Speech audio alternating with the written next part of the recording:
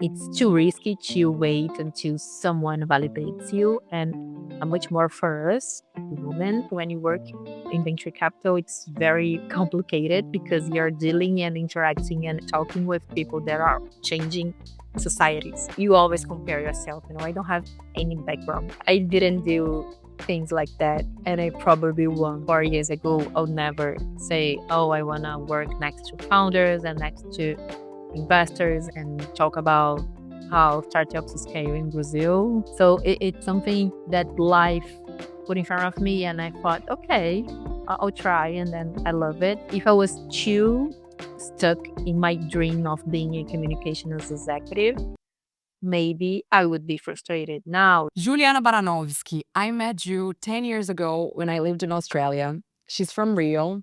She has a communications degree, and she thought she was going to work for big corporations as a PR. But turns out she ended up in venture capital, which is a world she didn't know existed, let alone that it was something that would interest her so much.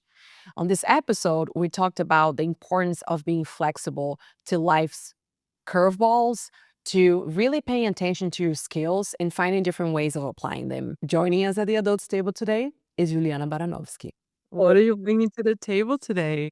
I'm bringing something that I took long to realize, that I'm a very good connector between people and business. And this is something that I'm lucky to work with now. And I took long to realize it was a value and something that I could use as my strength at my work. What do you do for work? Tell us. Like, so I'm currently head of platform at a VC. Venture capital is the type of investment that invests on startups. So small business, tech enabled that will scale and grow fast. And every VC fund has this platform area, which is the area that oversees and supports everything that is related to the portfolio companies. So the companies that you invested in the past, and you are supporting them during a few years so that they can grow as fast as they can, reduce costs. So I'm kind of have this partnership role, and also being the person that can understand their needs and connect with sometimes the investment team, sometimes with the industry, sometimes with other talent. So it's a very kind of agnostic role, but very important to the success of the companies that we invest.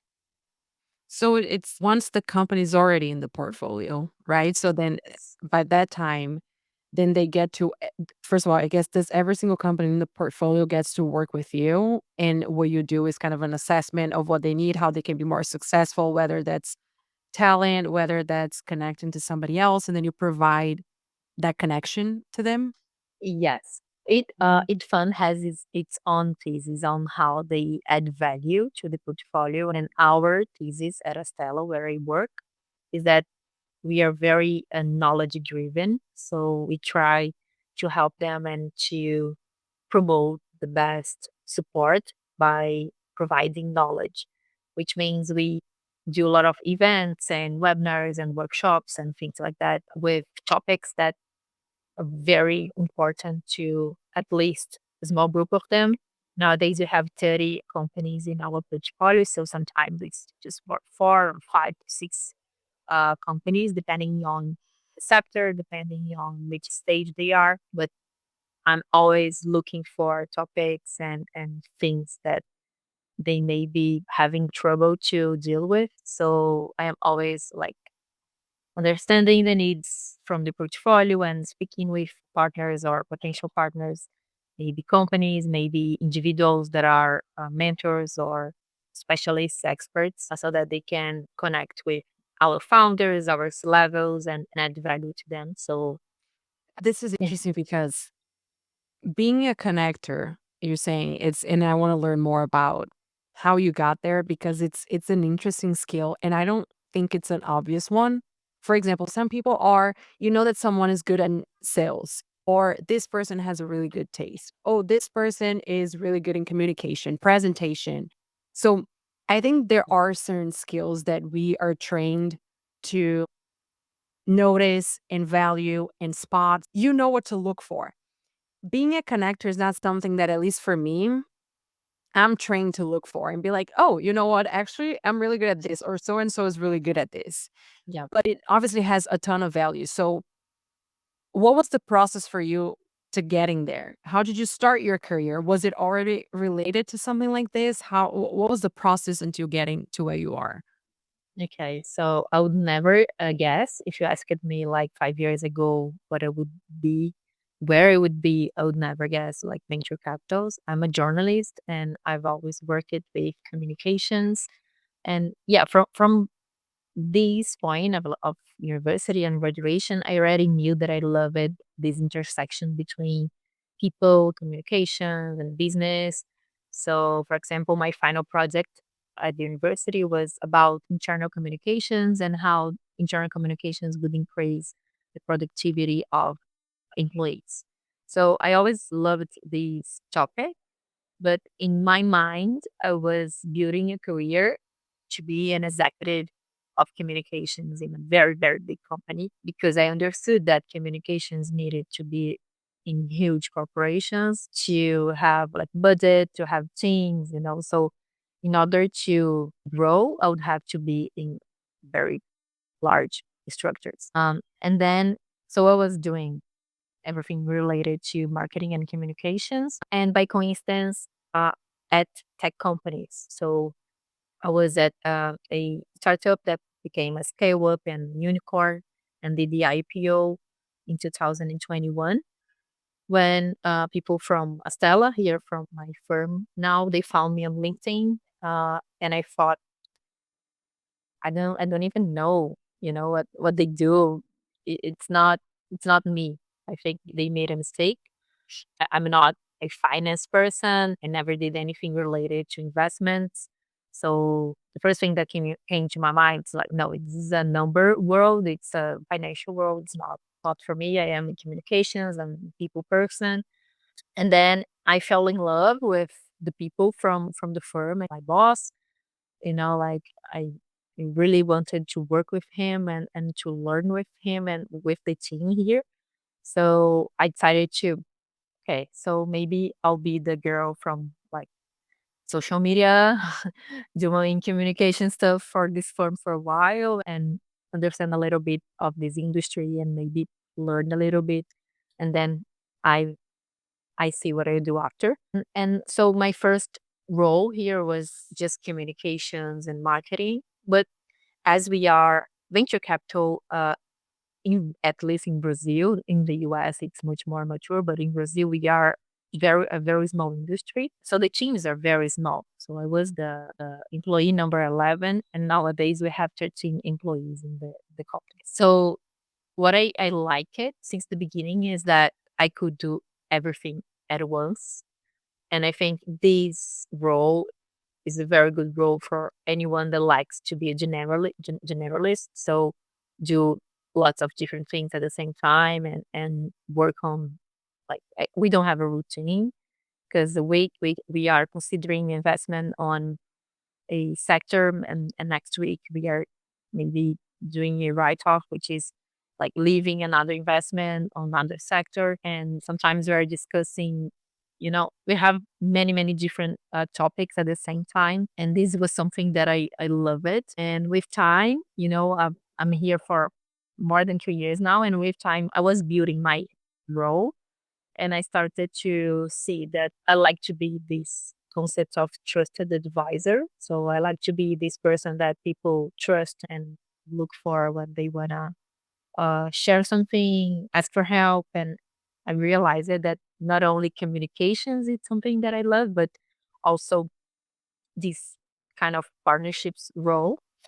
And also something that I did a lot since the beginning was benchmarking with VCs from abroad and understanding what is expected from this role. And I started to understand that maybe I had these skills. Maybe I'm not the I don't know if in English they have the same expression, but in Portuguese they say like the ugly duck.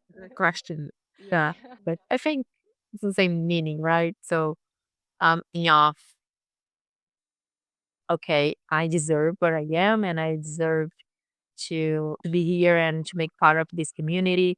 Because sometimes when you work in venture capital, it's very complicated because you're dealing and interacting and talking with people that are changing societies, people that have built companies as Nubank, as Airbnb, as is that are changing the way people live. And it's you always compare yourself. I don't have any background. I didn't do things like that, and I probably won't. And sometimes you feel like you're too weak and too, there's just don't deserve to be in an ecosystem with people that are so high standards in many ways. People that come from favelas in Brazil to study Columbia, to study at Harvard, to come back and build huge things.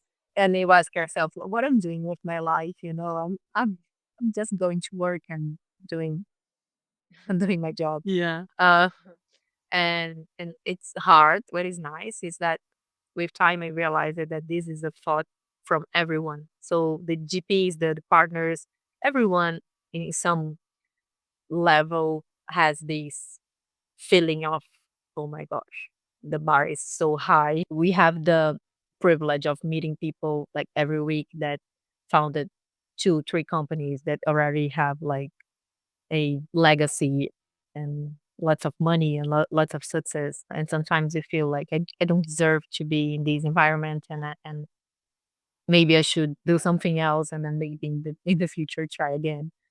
Uh, So many comments on this. Okay, so first that first thing, I think we have to normalize the concept that everyone, especially when you're in environment that you're pushing yourself, whether it's you, your boss, whoever, everyone at some point feels like a fraud or feels like, oh, maybe I don't deserve to be here.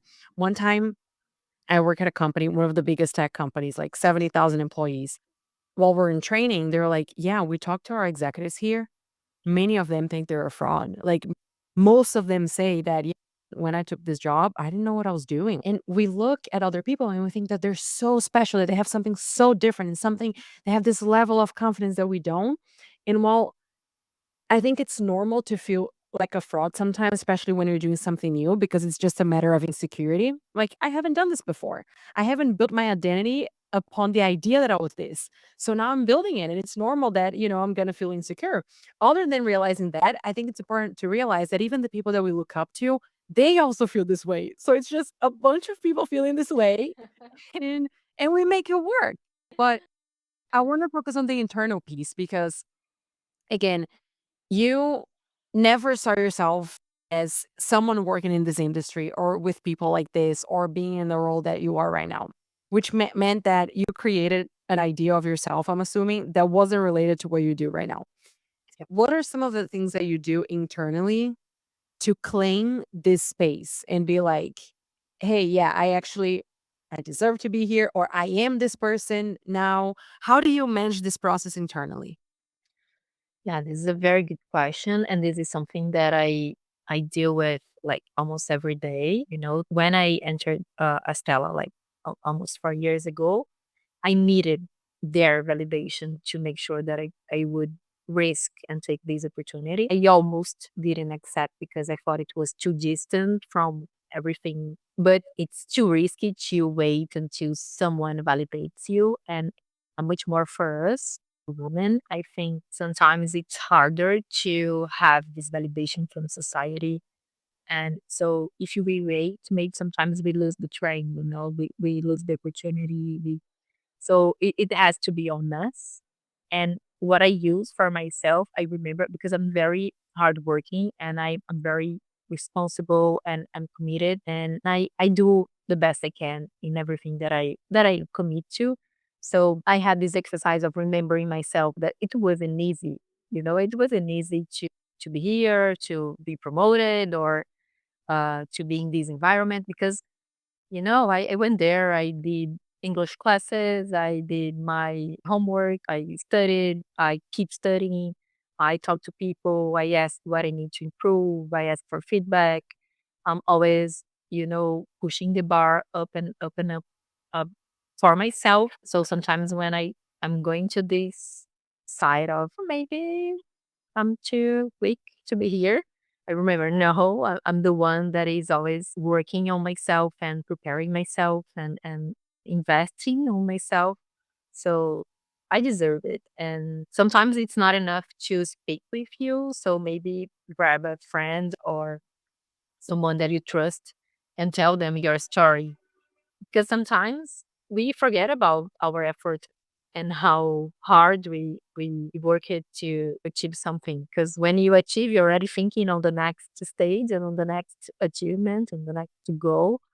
And it's easy for us to forget that what we have done to get there. So I did this with my boyfriend recently. I was telling him like some things that I did here at my job, and then I realized it. Oh my gosh, it was a lot of sweat to to to get there. I wasn't having this conversation to remember myself, but then I realized it. I have to do this more, you know.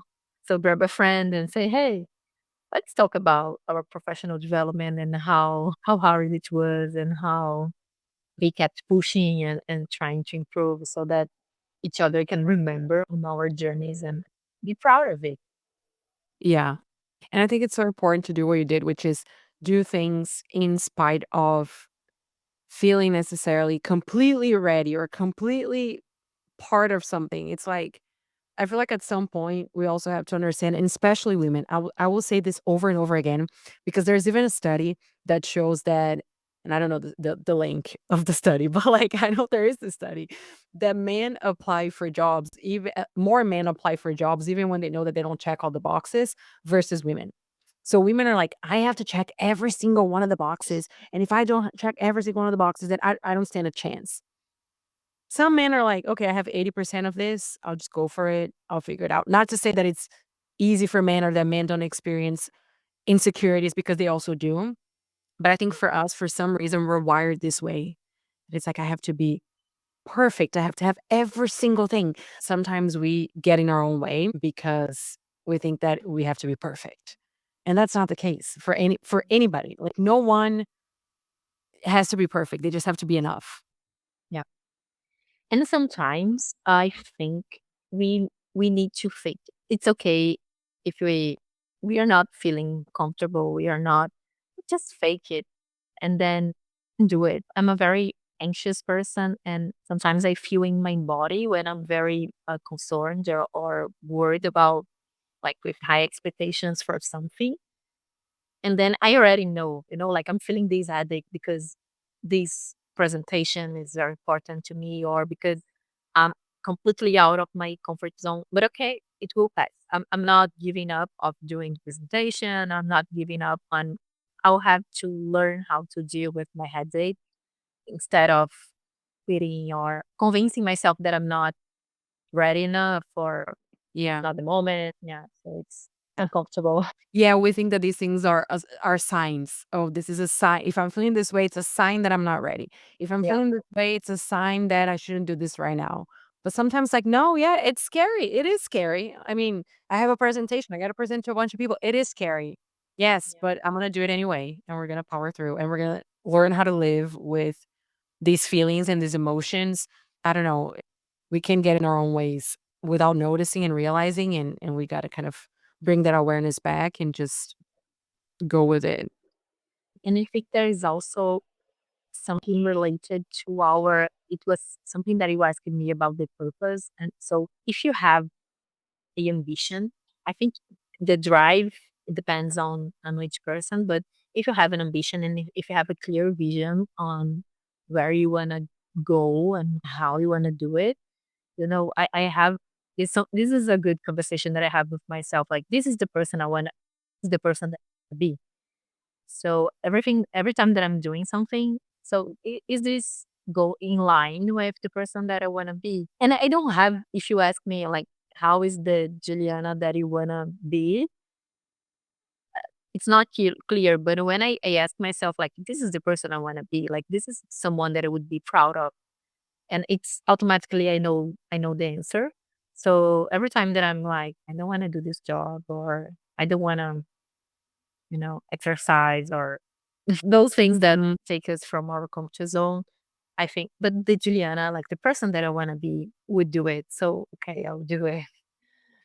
I love that. I love that. I love that a lot because then you can act not as who you are right now or the emotions that you're feeling right now, but as the person you want to become. And that's the only way to become who you want to become is if now Yeah. you act towards that. Are you a type of person that like do you sit down with yourself and you think like who is the person that I want to become or where do I want to be in X amount of time? Like do you plan? Do you how is that for you? I don't know if I plan, but I have always been very sensitive, and I think a lot about life and how I want to live life. And I really believe that we can at least, I know it's complicated, depending on where you come, but I think a few details we can switch, and we can change in the direction that we want. It reflects a lot about where is my life going, and things that I would like to live in the future. So when I have a family, what do I need to do now to have this family in the future? How I want my family to live. So the money that I need to earn now to provide, a type of life for my kids. So I reflect on things that I want to do. So what do I need to do now to live those dreams in the future? So yeah, I think it's not very structured, and I count on therapy a lot, but I reflect a lot on dreams, on specific goals and things like that. Yeah. Are there things career wise that you think about for the future, knowing those skills that now you know that you have mixed with what you already knew about communications? And are there any particular direction that you think long term for yourself? Uh, a few months ago, my boss asked me, like, where do you want to go, the career path that you would dream? And it's funny because I don't know. What I know now is that I love what I do. I always like it to study, to learn new things, to interact to people from different backgrounds. So I have this opportunity on my daily routine, which is something that I love. So I'm not sure what or the way do I wanna go, but I'm sure about things that I don't wanna give up. Or I don't wanna be away from this industry. I don't wanna be away from an environment and a company as Astella that is a place where I have flexibility. So I think as long as I have those aspects and I keep learning and I keep challenging myself, I would be in the right path. Of course, there is the money, and we have to have this perspective of having like improving our life and quality of life and earning good amount of money to make our dreams come true. One thing that I'm realizing is that sometimes when we think of a career plan or where do we want to be, the truth is that a lot of people do know. They say, hey, like I met a guy once, this guy that worked with me, we worked together for a while, and he's like, I want to retire by this age. So I know that until then, I need in the next 5 years to do this, following 5 years, do this. And obviously, things happen along the way. So not necessarily everything went as planned, but he did have a very solid plan, which I respect a lot. But something that I've noticed, and to me was a bit of a relief as a person that doesn't necessarily know the path itself, is that many other people, they don't know necessarily what they want that to look like, but then they know certain things that they don't want to give up. They know certain things that they appreciate. They know certain things that they value. And this is interesting because you're still connected to something. It's just not the how or the path necessarily, but you still know your priorities. And I think that is I've come to realize that that is as important or even maybe more important because the path might change. That's the reality. Something might happen that you're not expecting. Something goes off plan and you have to pivot and you have to adapt and you have to, life requires flexibility. But knowing your priorities, like I know that I want to prioritize my learning. I want to prioritize this. I want to prioritize, yeah, making more money because I want to make a family. I want to have a family. So I don't know. I feel like if you have the pieces of the puzzle, life happens, put the puzzle together, if that makes sense, Yeah. which to me is so powerful. And now hearing you, I think it's good because I thought I was wrong. Like you need to know where you want to go. But now hearing you, I think it's also very good for us not to get frustrated every time life changes because life changes a lot. So if you ask it, as I said, like 4 years ago, I would never say, "Oh, I want to work next to founders and next to investors and talk about how startups scale in Brazil." So it's something that life put in front of me, and I thought, okay, I'll try, and then I love it. So if I was too stuck in my dream of being a communications executive, maybe I would be frustrated now if I was trying, you know, in a place where I wouldn't be supported, or maybe the speed of growth wouldn't be the same. There are many factors that I think I could be frustrated if I was too worried about this plan A that I We're too attached to one idea and one idea only. I think, again, going back to as women, I think that sometimes like we have to plan certain things. We have to plan the whole family situation. We have to plan for that. We have financially, we have to be more aware because I feel like a lot of us are not super aware of financials and stuff like that. And you got to sit down and you got to plan. Where do I want to be in 5 years? Do I have a financial goal? Do I have a like these type of things? Like it's not that it's not important, but I don't know. Sometimes we feel like we're wrong for not knowing, and it really drives me crazy when I see, especially the younger generation, be like, I'm 20 years old and I don't know what I want to do with my life. What's wrong with me? And it's like, nothing is wrong with you. Nothing is wrong with you. Go out there, go experience life, go work, go find out what you like, go find out more than anything what your values and priorities are so that we can start shaping. But I don't know. I think it is sometimes it's tough not to have the answers, but to ask questions, I think it's important. And it's what you do when you say I reflect a lot. I feel like those things, as long as we're doing that and we're being intentional, but not necessarily attached or stuck to a plan, I think that should be good enough. and I would add something. I completely agree, and I think if I would say something for myself when I were like 19, 20 years old, I would say not only go there and try, but only learn as much as you can about yourself. Because sometimes we are applying for a job and we see, oh, this is a role with these specifications, these skills that I need to fit this role.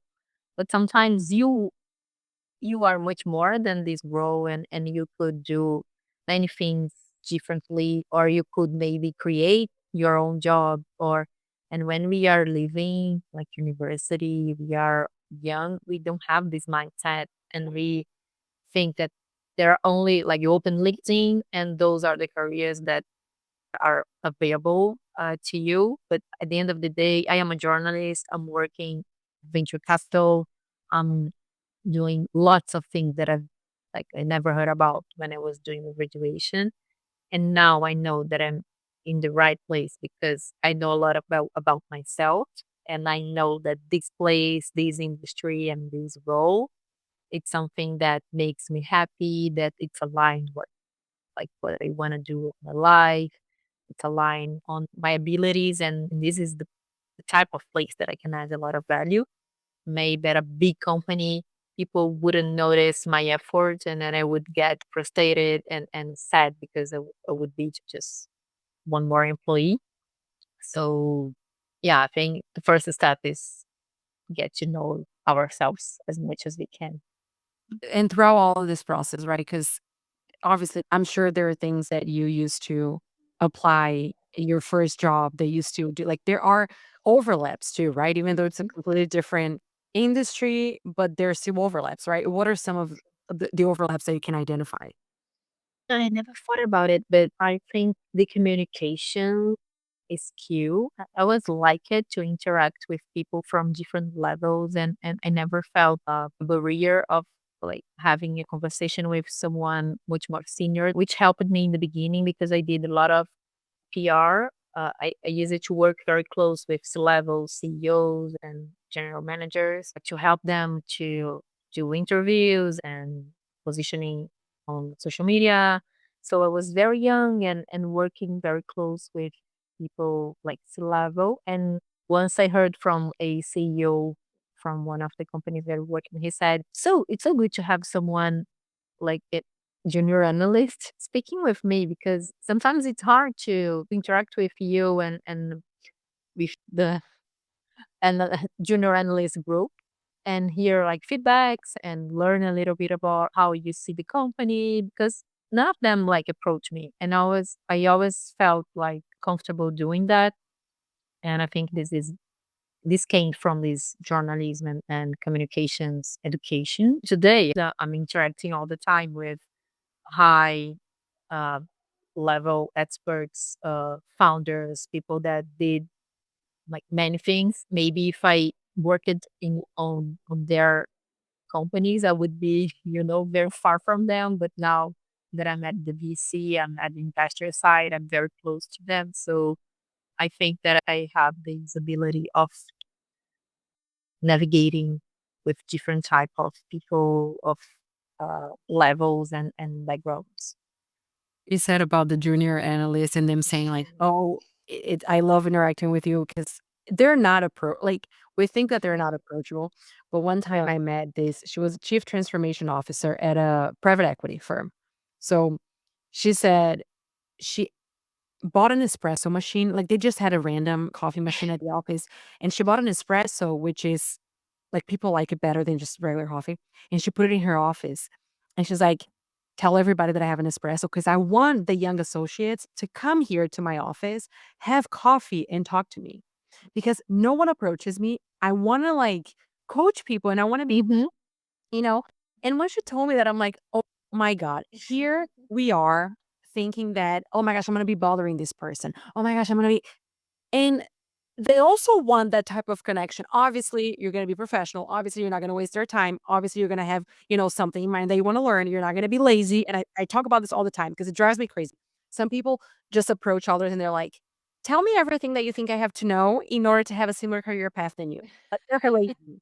You don't wanna be lazy, you wanna have an intention. Like, I feel like if you have an intention to, something that you really wanna learn from that person, like, they're not gods. And some of them, and I love this example that you brought up, they want that interaction.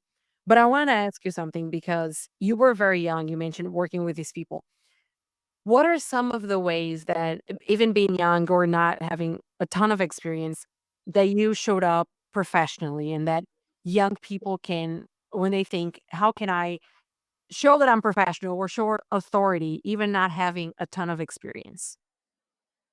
I think it's being proactive. I believe that when you have this commitment of always suggesting and thinking beyond what was requested, this is something that adds value wherever you are and whatever level you are, but much more when you're in the beginning of the career. I think this is something that I always tried. People not always agree and are open to hear about your suggestion and about your great idea because sometimes it's not great, but always showing up with I thought about something. I will structure a presentation or a PDF, a deck, something like that to argument why this is important, how this could be implemented, how long would take, how much it would cost, and so on. And if I am able to do it, so how can I do it on my daily work as a leader now and working very close with other leaders? I think there is nothing else that a leader would like that a employee showing, hey, you have a problem here and I already thought about how to solve it and I'm here to solve it. This is the dream. So I think trying to be proactive as much as possible is the first thing that comes to my mind. I wanna ask you about the interaction with the companies and these people that are very smart and creating things that are very impressive. Are there any types of skills that you think they all share that you're like, "Okay, this is kind of a X factor?" We could spend entire day here. Uh, Speaking about this, because this is something that we discuss a lot during our selection process here and in events and panels. This is something like the industry discuss a lot.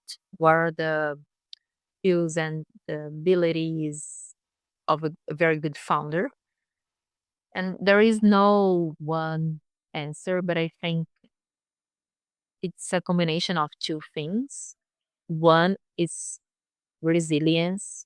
So this person needs to be self motivated and able to fall down and get up like 30, 50, 100 times during the journey, because this is a long, long, long journey. And I'm talking about startups and founders that are on this VC track that we call. So VC track is when the company raises a pre-seed, then a seed, then a Series A, Series B, Series C, Series D round until the IPO or selling the company to a bigger one. But those stages, they normally take around 10 to 12 years in a normal environment. Now we have like some different cases with AI that companies that are scaling much more faster. But let's consider the 10-year journey. So this is a founder that's going to be like the CEO of the company during at least 10 years. Why this company changes like 1,000 times during the process, because in the beginning it's just the founder and the computers, and then the founder has 5 people working with him, and then he has 50, and then he has 1,000, and then he has 1,000 plus 10 investors on the board meeting saying what he can do and what he cannot do. And this is the same founder that was in the beginning, dreaming and creating with his own hands the company. And this is a completely different, like after 5, 6, 7 years, it is a completely different animal. It's a completely different company. And this founder needs to get stuck with this dream. Okay, so the purpose needs to keep the same. No one will keep you motivated. Only the founder will do it for himself. And something that we discussed in here is that sometimes the greatest, they have something on that background, something with the family, or sometimes something they want to prove to the society, something that bigger that drives this energy and this resilience to them, because the money is not enough. The money will be around the entire journey, but you just go to the like finish line of the journey, which is the IPO or becoming a unicorn, things like that. If you are very, very, very connected to your drive, to your purpose. Because if the founder with 2, 3 years of the company, if the company is going well and growing and selling, maybe this person has an offer to sell the company for 2 million, which if he has like he or she has 50% of the company, okay, I'll put just $1 million in my bucket and then I will be happy and do something else. So if the money is the drive, not only always it's enough.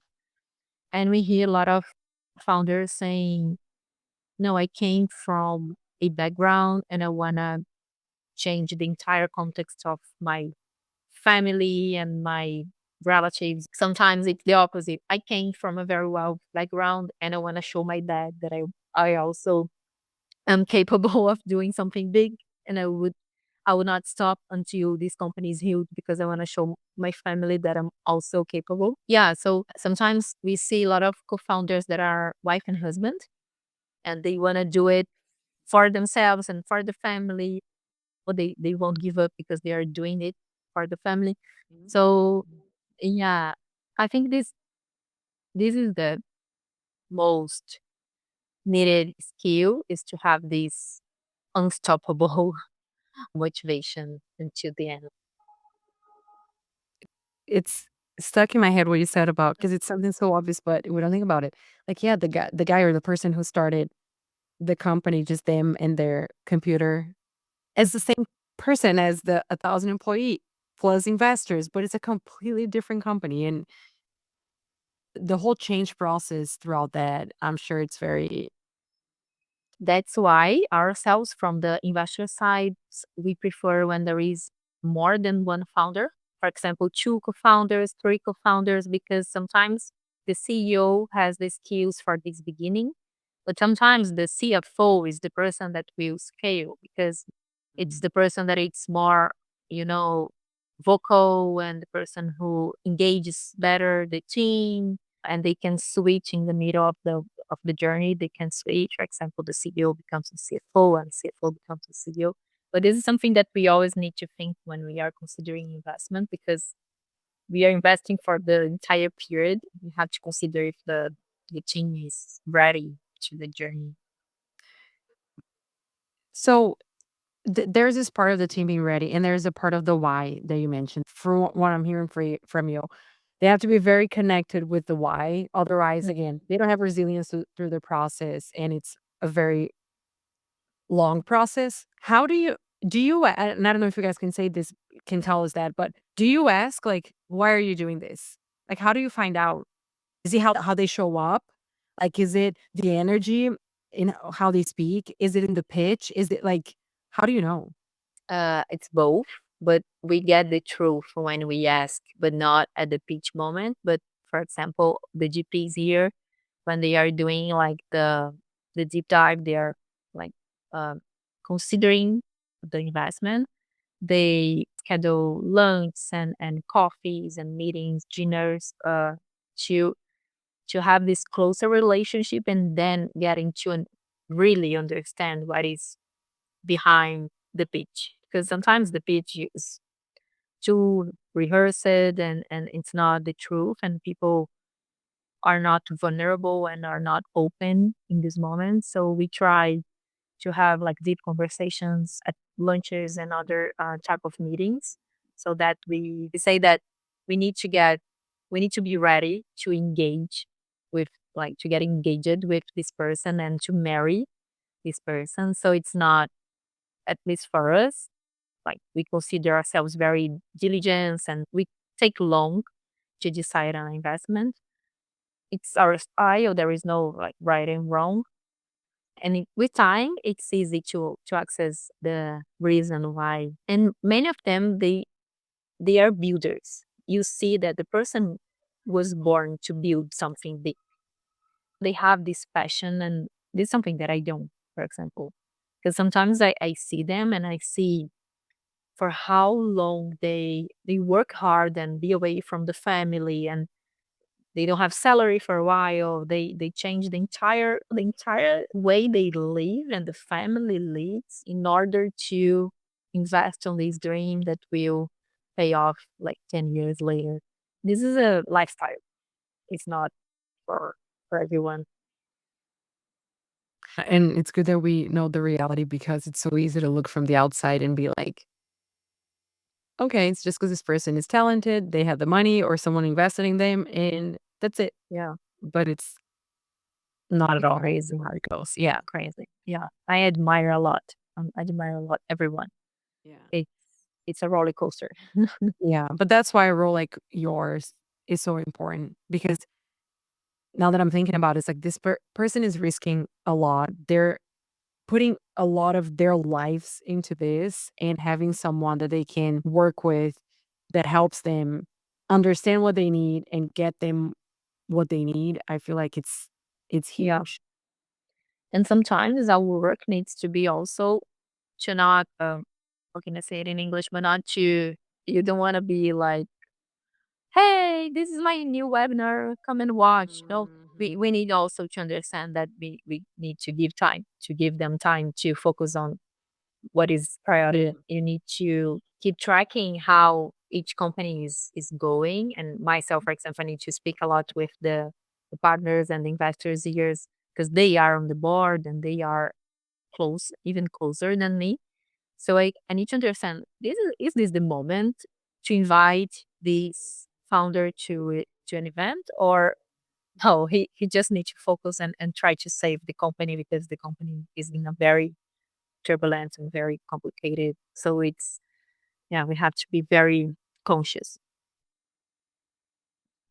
You any final thoughts on career change, finding yourself, letting life work for you? Any final thoughts? If not, that's fine. But if you want to close with anything, now. Just listening to Fizz Fernanda's podcast. Yeah, sometimes I'm like at the gym listening the episodes. How Fernanda knows how much I needed to listen this because sometimes you just like speak things that I, oh my God, yeah, I need to remember that to myself. So, but I'm not joking, but I think each of us need to find what is our development path.